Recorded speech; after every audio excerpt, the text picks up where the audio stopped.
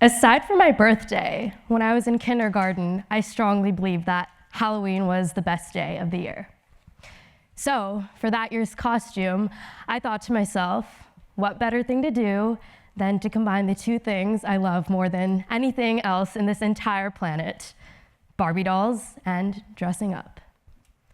And if you're thinking to yourself, a homemade, bright fuchsia Barbie costume, complete with a sparkly set of heels and an enormous feather boa, you would be absolutely correct. I even managed to get my hands on this long, blonde, silky wig and the exact shade of powder blue eyeshadow to complete this immaculate Barbie costume ensemble. And yet, despite this meticulous preparation, as I stood in front of my friends on the night of Halloween in this carefully crafted costume of mine, my mounting anticipation dropped the moment I saw the look on my friends' faces. They told me I was too dark to look like my beloved doll. I remember promptly sitting on the playground, and it was here where I developed a special trick.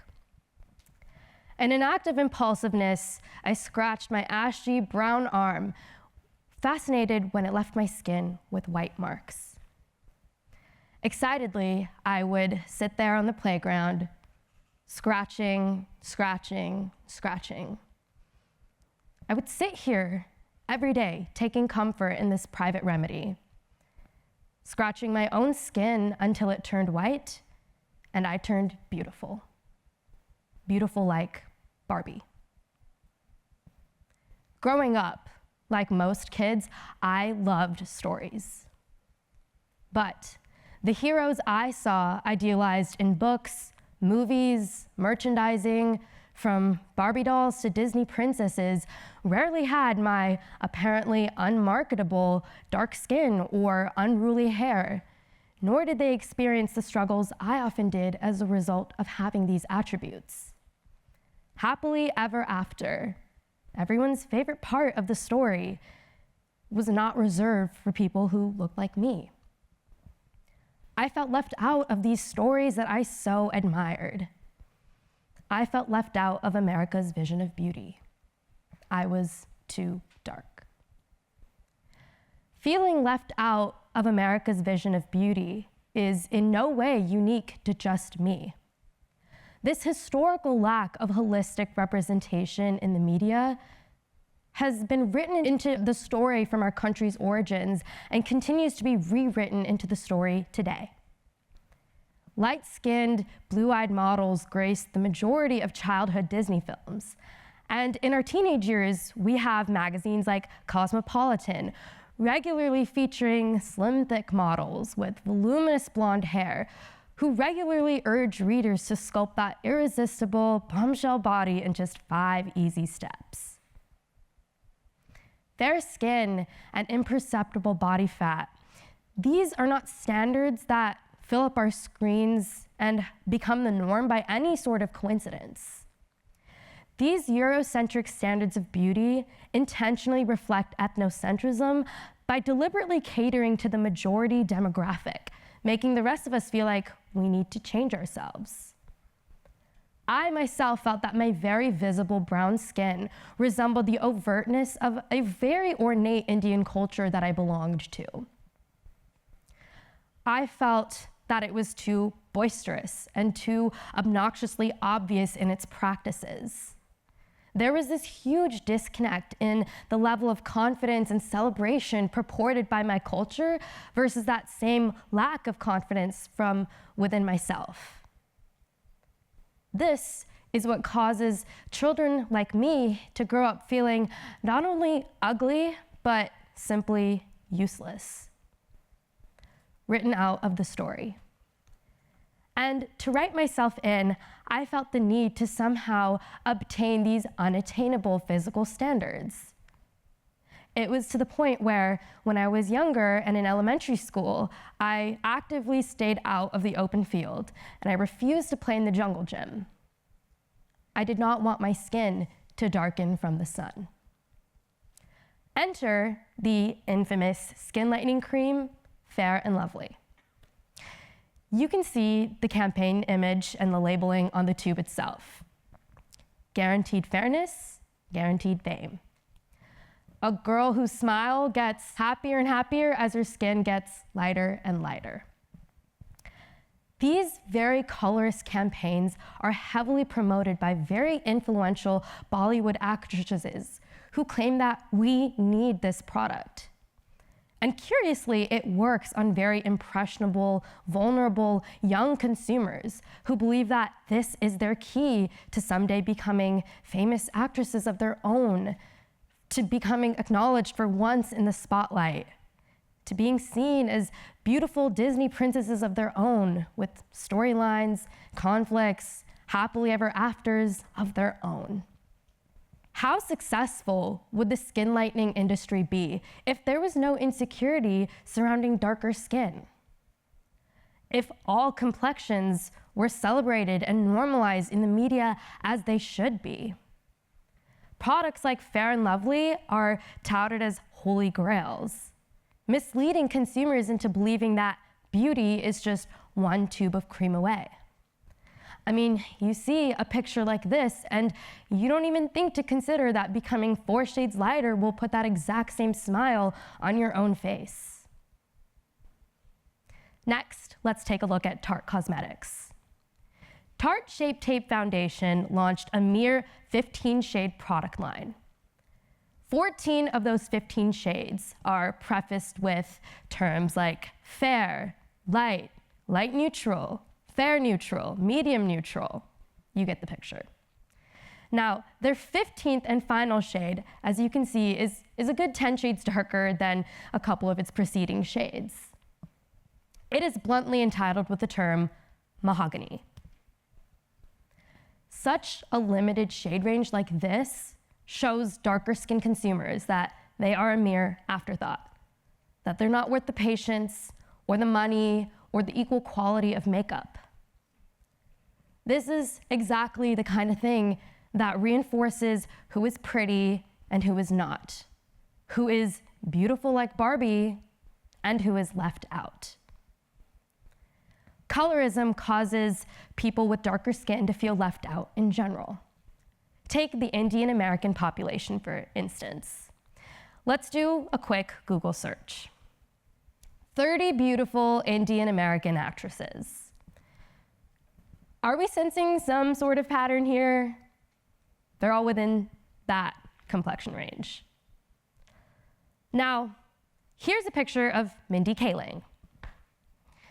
Although she joined Hollywood much earlier than most of those actresses on that list, all the way back in 2005, and is also an award-winning actress, author, comedian, director, producer, screenwriter, not to mention Glamorous Woman of the Year in 2014, she is nowhere to be found on that list. Why is it that we see such an imbalance in the kinds of actresses featured on sites like this?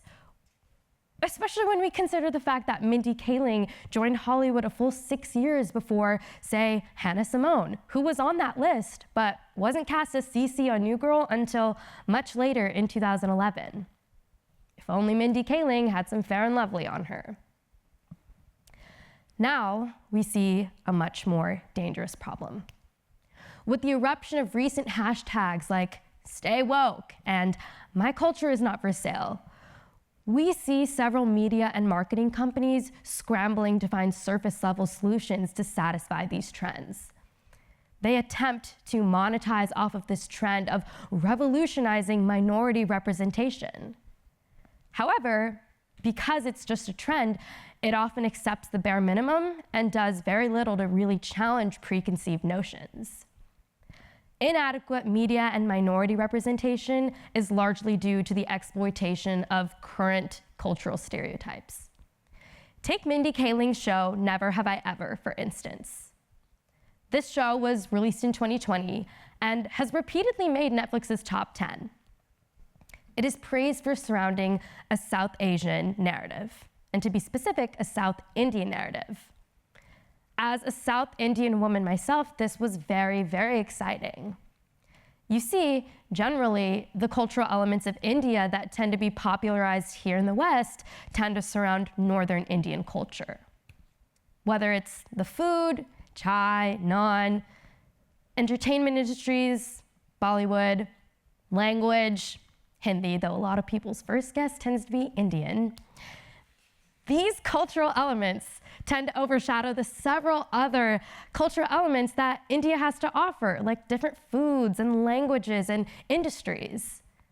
So when I heard that there was this show called Never Have I Ever, where the main character was a South Indian girl like myself, well, I expected it to hit home. And yes, while the main character, Devi, calls her grandma the same name I call my own, I found that to be very relatable. However, what did not sit right with me was this very exaggerated depiction of Indian traits, as opposed to letting those Indian traits manifest themselves in natural, uncontrived ways. For example, two very main characters on the show, Nalini and Kamala, speak in very strong Indian accents on the show. However, in reality, the actresses who play these characters, Richa Morjani and Purna Jagannathan, do not speak with Indian accents at all. It would be one thing to hire actresses who genuinely speak with Indian accents. After all, it is not at all uncommon for Indian actresses and Indian immigrants to speak with Indian accents. However, it's also perfectly natural for Indian immigrants to no longer speak with Indian accents, as is the case with my own Indian immigrant parents, who basically lost their accents after living here in the United States for over 25 years. What is not okay is to take Indian actresses and instruct them to fake these accents. Doing this robs actresses who genuinely speak with Indian accents from being hired, which stifles representation of diverse immigrant narratives. When we continue to hire actresses to fake these highly affected accents, we perpetuate this image that Indian immigrants must necessarily speak this way in order to have believable identities. Doing this instantly narrows our perception of Indian humanity into just a stereotype. In this way, shows like Never Have I Ever really just end up appealing to a sense of humor and harmful perspectives that are already ingrained in a non-Indian audience for maximum entertainment and views. So, although we see Netflix including racial minorities, these actresses are really just playing characters purely aligned with their preconceived stereotypes. Apu from The Simpsons is another very classic example. It is insensitive, ignorant, and frankly ineffective to have an Indian character being played by a non-Indian actor like Hank Azaria. He goes out of his way to speak in this comically exaggerated Indian accent. He represents a culture that has been overly stereotyped and dramatically simplified. Such examples of stereotypes in Apu's character are seen in his career in IT, or his working at the local corner shop, or his betrothal to a literal child. Again, we see shows including racial minorities, but yet again, it's done in a very flawed way. This is because the characteristics that we see that emphasize Apu's Indian nationality exist for the purpose of comic relief. They are included purely for the sake of being ridiculed. And our society's tendency to scapegoat racial minorities as nothing beyond ridiculous should really make us reconsider the media discrepancies and disparities for white people versus their minority counterparts. And it should really make us reconsider the types of narratives that our media industry should really be prioritizing. Complacency with media underrepresentation of minorities also stems from tokenism. From 1938 to 1992, the Disney princess lineup consisted primarily of white women with several different nationalities and conflicts and storylines, and let's not forget about their own little happily ever after. However, From the much shorter time frame from 1992 to 2016, there has been one token Arabic, Black, Chinese, Hawaiian, and Native American princess, who are each somehow supposed to generalize the entirety of issues facing their respective race. Tokenism is often defaulted to as a method of commodifying complex minority cultures into these tiny, neat, simplified packages to satisfy majority culture's restricted understanding. This is how we see complacency with media companies' inadequate minority representation occur. And this is what leaves several non-white children with very inaccurate representations of their cultures that, more often than not, they can't even identify with. This is exactly why Disney Princess Jasmine and I had an instant bond. Apparently, according to all my non-brown friends, I looked exactly like her growing up. Growing up, she was the only brown-skinned role model I had, who's also this beautiful princess that white girls admired too. I felt that I had to be like her in every way imaginable in order to offset this crippling embarrassment I felt over my darker skin, over the turmeric and saffron-infused food I brought to school, over my grandmother's insistence on wearing wildly intricate Indian salwars in public areas, over the unfamiliar and nonsensical way my native language seems to roll off my tongue whenever I speak in public areas here in America. Companies like Disney think that they can give us one brown-skinned princess and call it a day. All we have right now are these quick fixes that just perpetuate suppliers' monetization of and consumers' false illusion of revolutionary behavior and minority representation.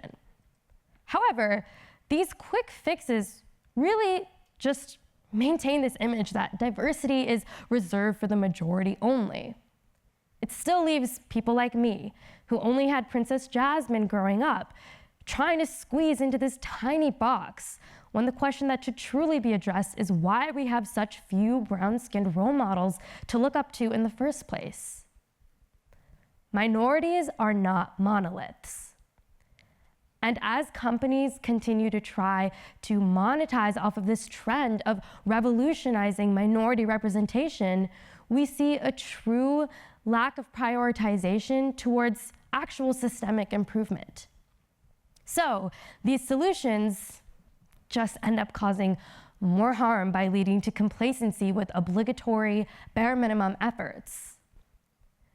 Minority representation should not be seen as a trend or a marketing tactic. We deserve to see that everyone deserves a spot in the story. I intend to raise this issue with complacency in order to raise a critical question that we all need to be asking ourselves. What elements in the past have been included in media that have falsely given off this impression that minority representation in the media has been revolutionized? More importantly, what elements must actually be present in order to truly constitute a milestone in media representation of minority cultures? Marginalized identities are not homogeneous. The level of South Asian representation we see in Bridgerton Season 2 is certainly a vast improvement from characters like Apu in The Simpsons. Characters like Edwina and Kate Sharma proudly celebrate their Indian heritage, like the Haldi ceremony, or this really beautiful gold costume jewelry. Not only do we see these characters not being ridiculed for embracing these cultural elements, not only do we see these characters being seen as beautiful in spite of these cultural elements, but we see these characters being seen as beautiful because of these cultural elements. Doing this shows viewers that such cultural elements need not be hidden just because they're not popularly celebrated in the area that they live in. But these are not just one-and-done checklist solutions. We need to keep challenging ourselves and others to understand other stories so that we can truly highlight narratives belonging to all cultures and languages, gender identities, races, religions, sexualities.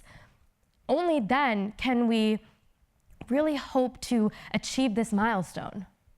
By making sure we hold ourselves accountable by staying skeptical of shortcomings in media representation, as opposed to accepting the smallest efforts that really just tend to be counterproductive.